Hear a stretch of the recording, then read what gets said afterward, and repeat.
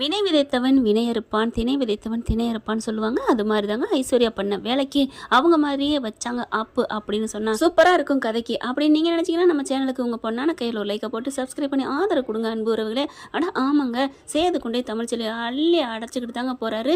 இங்கே அவங்க பொண்டாட்டியாக வரப்போகிற ஐஸ்வர்யா எவ்வளோ தடுத்தோம் போறியா பேசாமல் அப்படின்னு சொல்லிட்டு என்னாலாம் பார்த்துட்டு இருக்க முடியாதுன்னு ஆஸ்பத்திரியில் சேர்த்துடுறாங்க. குழந்தையும் பிறந்துடுது, வீட்டுக்கும் தகவல் சொல்லிடுறாங்க. அதுக்கு மேலே அப்பா கால் மேலே கால் பண்ணவும் நான் கிளம்புறேன் அப்படின்னு சொல்லிட்டு கிளம்புறாங்க. பிள்ளைய பார்க்கவே அவருக்கு அவ்வளோ ஒரு சந்தோஷம். இருந்தாலும் அங்கே அப்பா கூப்பிட்றாருன்னு போகிறாங்க. அங்கே போனால் பார்த்தீங்கன்னா ஐஸுவை காணோம். அங்கே தான் சாவித்திரி ஆட்கள் கடத்திட்டு போயிடுறாங்க. இங்கே வள்ளையா ஐஸு அப்படிங்கிறாங்க. வள்ளையப்பா என்ன சொல்கிறீங்க அப்படின்னு சொல்லிட்டு எங்கே போயிருப்பா, என்ன ஆயிருப்பா தெரியலையே அப்படின்னு சொல்லிட்டு எல்லா பக்கமும் வலை வீசி தேடுறாங்க. ஆனால் சாவித்திரி ஆள் கம்முன்னு வச்சிடறாங்க உள்ளுக்குள்ளே. இங்கே பார்த்தா கல்யாணம் நின்று போச்சு. சேது பார்க்குறாங்க. ராஜாங்க கேட்குறாரு, என்னப்பா எங்கேப்பா போனேன் அப்படிங்கல.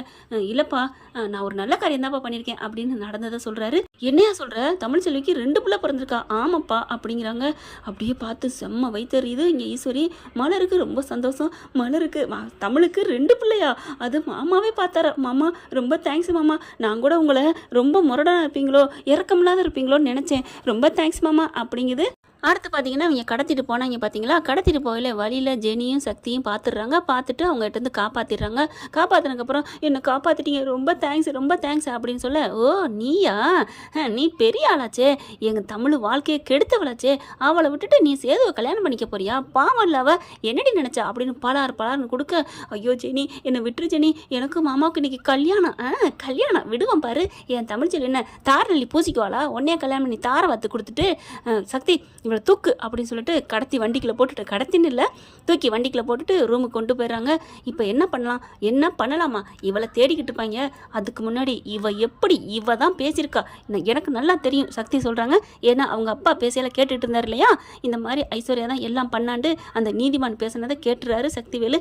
அதனால என்ன பண்ணுறாங்க, தமிழ்ச்செல்வி பாவம் அவள் வாய்ஸ்ல இவ பேசுகிறா, இப்போ என்ன பண்ணலாம் அப்படின்னு சொல்லிட்டு இவளை பூட்டி போட்டுட்டு வெளியில் போகிறாங்க. போயிட்டு மிமிக்ரி பேசுவாங்க இல்லையா, அவங்ககிட்ட போகிறாங்க. அவங்ககிட்ட போயிட்டு இவ கெஞ்சிரா பார்த்தீங்களா, அதை ரெக்கார்ட் பண்ணிக்கிறாங்க. அந்த குரலை கொண்டே காமிக்கிறாங்க. ஐஸ்வர்யா குரலை, இந்த குரலை நீங்கள் பேசணும் அப்படின்னு எழுதி கொடுக்குறாங்க.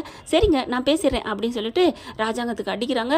மாமா மாமா மாமா அப்படின்னு சொல்லிட்டு அப்படியே அச்சு பேசாமல் ஐஸ்வர்யா மாதிரியே பேச அவங்க அப்பாவுக்கும் அம்மாவுக்கும் அடிக்கிறாங்க. ஃபோன் அடிச்சுட்டு எடுத்த கையோட அம்மா அப்பா அப்பா அப்பா அப்படின்னு சொல்லிட்டு கத்துறாங்க. என்னம்மா எங்கேம்மா போனேன் அப்படின்னு சொல்ல, ராஜாங்கம் சேது எல்லாருமே ஸ்பீக்கரில் போடு அப்படிங்கிறாங்க. ஸ்பீக்கரில் போட்டுறாங்க.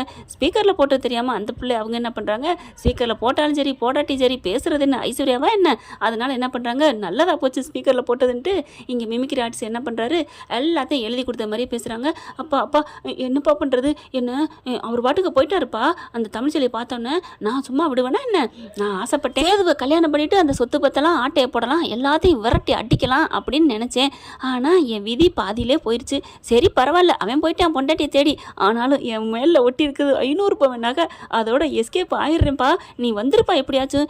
அப்படியே தூக்கி வாரி போடுது சேதுக்கு ராஜாங்கத்துக்கு. ஐயோ இவ பாட்டுக்கு பேசுகிறாளே, சரிம்மா நம்ம அப்புறம் பேசுவோம், அம்மா அப்பா அப்பா இருப்பா அப்படிங்கிற ஃபோனை வச்சிடுறாங்க.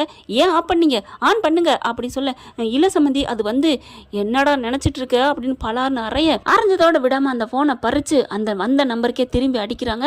அப்பா ஏப்பா வச்ச, நீ பாருப்பா நம்ம எதை நினச்சா அந்த வீட்டுக்கு வந்தனோ சாதிச்சாச்சுப்பா, பூரா கோடி சொத்தையும் ஆட்டையை போட நினச்சோம், 500 பவுன் இன்னைக்கு எத்தனை கோடி நீ நினச்சி பாருப்பா, நீ தொழிலில் நட்டா அடைஞ்சிட்டில, இப்போ என்னை வச்சு நீ சாதிக்கணுப்பா, போதும்ப்பா நீ அங்கேருந்து எஸ்கேப் ஆயிருப்பா, அந்த சேது வேணா ஒன்று வேணாம், அவன் என்ன பொண்டாட்டி பிள்ளைன்னு தமிழ்னு தூக்கிட்டு ஓடுறான், அவன் மூஞ்சியும் முகரக்கட்டையும் அடே அப்பா செம்ம காண்டாகிறாங்க.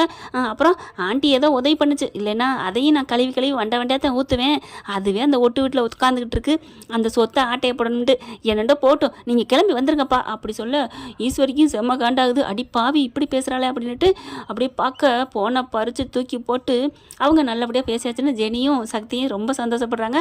ரொம்ப தேங்க்ஸுங்க, ஒரு நல்லதுக்கு தான் நீங்கள் பண்ணியிருக்கீங்கன்னு காசை கொடுக்க, வேணாங்க நல்லதுக்கெல்லாம் காசு வேணாம், அடா உங்களுக்கு பொழப்பு இருக்குல்ல அப்படின்னு காசை கொடுக்குறாங்க. இங்கே பார்த்தீங்கன்னா அந்த ஐஸ்வர்யாவை அவுத்து விட்டுறாங்க. ஐஸ்வர்யா அறக்க பறக்க ஓடுது. இங்கே ரணகலமாக இப்போ உட்காந்துருக்கு. சண்டை பயங்கரமாக நடக்குது. அவங்க அப்பனே ஆத்தானையும் உங்களை சும்மா விட மாட்டேன், போலீஸில் கம்ப்ளைண்ட் பண்ணுவேன் அப்படின்னு சொல்லி போலீஸ் வந்துடுறாங்க. இங்கே ஈஸ்வரி உனக்கு பங்கு இருக்கா? ஐயோ அப்படிலாம் இல்லை மாமா, அவள் எனக்கு பங்கு இருக்குன்னு பேசலையே, நல்ல வேளை அவள் அது ஒன்று பண்ணி வச்சா, நான் பண்ணதுக்கு நன்றி கடை அப்படின்னு நினைக்க மலர் பார்க்குது.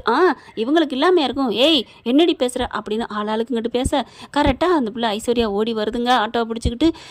என்ன ஐஸ்வர்யா எங்கே ஓடி போயினா இங்கே வந்திருக்க? நான் ஏன் ஓடி போகணும்? என்னை கடத்திட்டு போயிட்டாங்க யாரோ, நான் தப்பிச்சு ஓடி வந்திருக்கேன் அவங்ககிட்ட இருந்து. என்னது தப்பிச்சுட்டு வந்திருக்கியா? ஆமாம், அதுங்க வேணுக்குன்னு என்ன பண்ணுறாங்க, ஒரு இது அறுக்கிறதா இங்கே போட்டுறாங்க. அந்த பிள்ளை தன்னால் எடுத்து அறுத்துக்கிட்டு தானே தப்பிச்சு ஓடி வந்த மாதிரி ஐஸ்வர்யா ஓடி வருதுங்க. என்னடி சொல்கிறேன்? ஆமாம், என்னை கடத்திட்டு போயிட்டாங்க, யாருன்னே தெரில, நான் தப்பிச்சு வந்துட்டேன் தெரியுமா? மாமா வாங்க மாமா, தாலியை கட்டு மாமா. அத்தை ஆண்டி மாமா, நான் சேது மாமாவை நினச்சி நான் வந்துட்டேன், எனக்கு கட்டுங்க. என்னது கட்டுங்களா? என் மூஞ்சியும் முகரைன்னு சொன்னேன், இப்போ எந்த முகரையை வச்சுட்டு தாலியை கட்டுன்னு சொல்கிற? சேது சொன்னோன்னே பார்க்குறாங்க. மாமா நான் எப்போ மாமா சொன்னேன்? இப்போ தான் கொஞ்சம் நேரத்துக்கு முன்னாடி சொன்னேன், இந்த பார் அப்படின்னு ரெக்கார்டோட காமிக்க அப்படியே ஆடி போகிறாங்க. இது நான் பேசலை மாமா, நான் பேசலை. எவ்வளவோ கெஞ்சுறாங்க, நீ பேசலையா? அப்போ தான் ஈஸ்வரி நினைக்குது, நம்ம வச்ச வேணை நமக்கே வினைய வந்துருச்சே, இதைத்தாங்க நான் ஆரம்பத்தில் சொன்னேன், வினை விதைச்சேன் வினை இருப்பான்னு. ஐஸ்வர்யா கெஞ்சுது கூத்தாடுது, தமிழ் எவ்வளோ கெஞ்சிச்சு, யாராவது கேட்டாங்களா? இப்போ அதே தான், மரியாதையாக வெளில போ அப்படின்னு சொல்லிட்டு போலீஸ் வந்துடுதா, இந்த பொம்பளையும் சேர்த்து அணிக்கிட்டு போங்க அப்படின்னு சொல்லிட்டு ஐஸ்வர்யாவையும் சேர்த்து தள்ளுறாங்க. மாமா நான் உங்க மேலே உயிரே வச்சிருக்கேன் மாமா, ஐ லவ் யூ மாமா, அண்ணு வேலைக்கு ஆகுது, பிடிச்சி இழுத்துட்டு போங்க அப்படின்னு சொல்லி இழுத்துட்டு போக வச்சுறாங்க. அடுத்து ராஜாங்க சேது எல்லாம் கட்டி பிடிச்சி அழுகுறாங்க. டே நம்ம வீட்டு மகாலட்சுமியை துரத்திட்டோம்டா, இந்த யாரை பண்ணாடைங்களாம் அவங்க பேச்சை கேட்டு, டே கிளம்புடா இப்போவே. எங்கேப்பா எங்கேன்னு உனக்கு தெரியல?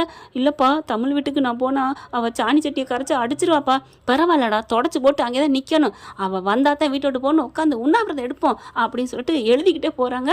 நீ வீட்டுக்கு வரும் வரை நாங்கள் போக மாட்டோம் அப்படின்னு தமிழ்ச்செல்வி வீட்டு முன்னாடி உட்காந்துறாங்க. அவங்க என்ன பண்ணுறாங்க, மரியாதை போங்க அப்படின்னு சொல்லிட்டு எவ்வளோ சொல்லி பார்க்குறாங்க.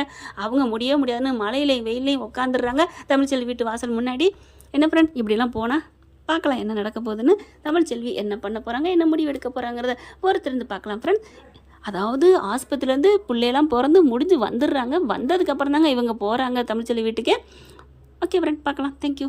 இந்த வீடியோ உங்களுக்கு பிடிச்சிருந்தா தயவு செய்து லைக் பண்ணுங்க. இன்னும் அப்டேட்ஸ்க்காக சேனலை சப்ஸ்கிரைப் பண்ண மறக்காதீங்க. நம்ம கிட்ட இருக்க எல்லா சேனல்ஸோட லேட்டஸ்ட் வீடியோ அப்டேட்ஸ்க்காக மேல ரைட் சைடுல காட்டுற லிங்கை கிளிக் பண்ணி வாட்ஸ்அப் குரூப்ல ஜாயின் பண்ணுங்க. உங்களிடம் விடைபெறுவது நான் உங்கள் மெஹர்.